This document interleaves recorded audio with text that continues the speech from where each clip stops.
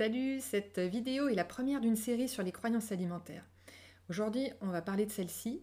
Manger entre les repas fait grossir. Est-ce que c'est vrai ou est-ce que c'est faux? Réponse. Alors dans une journée, on va ressentir la sensation de faim normalement. Il faut savoir que la faim, c'est un signal que notre corps nous envoie pour nous dire qu'il y a une dette d'énergie. Et ça fera l'objet d'une autre vidéo, mais cette faim en fait protège notre poids. Admettons qu'à 7h30, j'ai faim et mange à hauteur de 400 calories en fonction de cette faim. Ma faim va disparaître, je vais aussi ressentir la disparition de l'envie de manger, ça s'appelle le rassasiement. Alors on ne sait pas de combien de calories on a besoin pour chaque repas, ne sortez pas vos calculatrices pour savoir qu'est-ce qu'il faudrait manger le matin et en quelle quantité, pas du tout. En fait ça se fait tout seul, notre corps nous envoie des signaux de faim et de rassasiement et c'est ça qui détermine la quantité que nous mangeons et qui s'ajuste de manière parfaite à nos besoins énergétiques. Et c'est ça qui fait que, sans calculer quoi que ce soit, nous pouvons être, durant toute notre vie, à notre juste poids.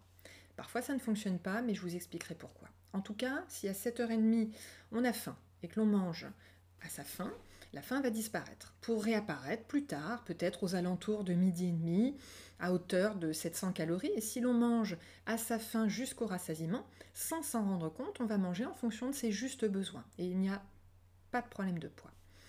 Mais voilà, arrive peut-être à un moment donné, dans l'après-midi, une envie de manger sans avoir faim. Cette envie sans faim est forcément liée à une ou plusieurs émotions, soit agréables, comme la joie, donc ça peut être l'envie de manger pour éprouver encore plus de plaisir et de joie, mais ça peut être aussi en lien avec une émotion désagréable, et c'est pour chercher de l'apaisement et du réconfort. Exemple, après le déjeuner, votre collègue vous invite à prendre le café et vous a ramené des cannelés de Bordeaux. Vous répondez oui, vous mangez tranquillement votre cannelé parce que ça vous fait envie alors que vous n'avez plus faim. Mais voilà, c'est la joie de partager ce dessert que vous adorez tout particulièrement et en plus ramené par votre collègue que vous appréciez. Donc c'est un pur moment de bonheur. Et l'envie de manger va passer. Donc peut-être que je vais manger un ou deux cannelés, peut-être que ça va m'apporter 350 calories. Et l'envie va disparaître, le rassasiement va disparaître, je ne vais plus y penser. Ça peut être aussi bien sûr parce que votre directrice vous a convoqué dans sa bureau, vous a pointé une erreur, vous vous sentez mal par rapport à ça.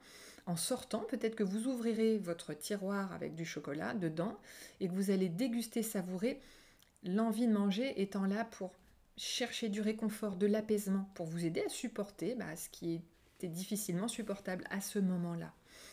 Vous mangez ce chocolat, l'envie de le manger disparaît parce que vous ne cherchez pas à lutter, tout va bien. Vous avez donc mangé entre les repas dans les deux cas. Quel impact ça va avoir sur le repas suivant à votre avis? Eh bien, si jamais vous n'aviez pas mangé cet après-midi, vous auriez peut-être eu faim, bien faim, en fonction de ce que vous auriez dépensé dans l'après-midi, peut-être à hauteur de 800 calories. Mais votre corps, sachant qu'il y a eu un apport énergétique supplémentaire dans l'après-midi, il va tout simplement déduire le nombre de calories mangées dans l'après-midi pour le soir, ce qui fait qu'en fait, la faim va être réduite d'autant de calories mangées dans l'après-midi. Ainsi, votre poids est régulé, vous avez bien le bon nombre de calories dans la journée, simplement en étant à l'écoute de votre faim et de vos envies, je le répète, sans calculer quoi que ce soit, ni vous, ni un diététicien ou un nutritionniste qui le ferait pour vous. Et l'émotion est vécue ou apaisée. Tout se passe bien. Là, vous avez la preuve que notre corps est ainsi fait qu'il est capable de réguler la sensation de faim pour réguler notre poids. Donc, manger entre les repas ne fait absolument pas grossir.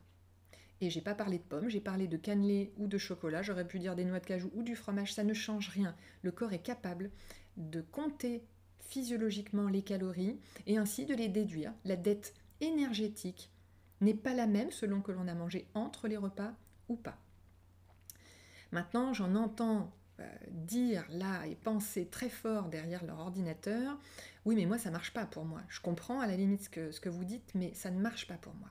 Alors on va voir pourquoi ça marche pas.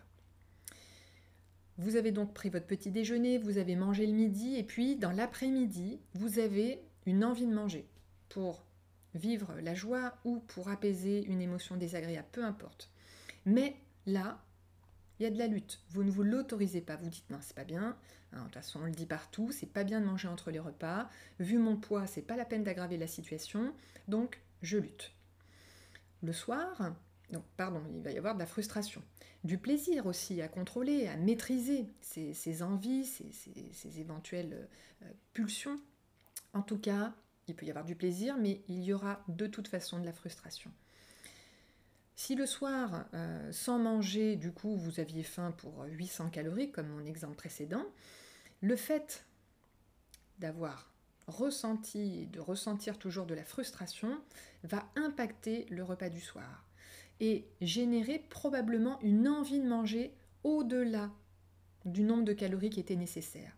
C'est-à-dire que le rassasiement ne va pas intervenir au bon moment. Le rassasiement, c'est-à-dire la disparition de l'envie de manger, va intervenir plus tard. Ça va nous faire manger plus.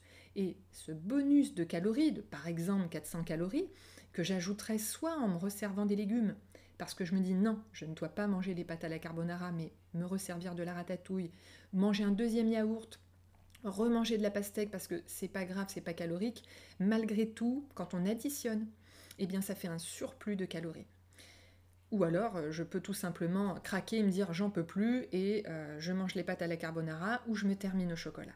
Donc dans les deux cas, que votre repas soit équilibré ce soir ou qu'il soit avec des aliments riches, dès lors qu'il y a un excédent de calories, c'est ça qui peut faire que vous ayez une prise de poids à un moment donné et en plus il n'y a pas de régulation de votre émotion.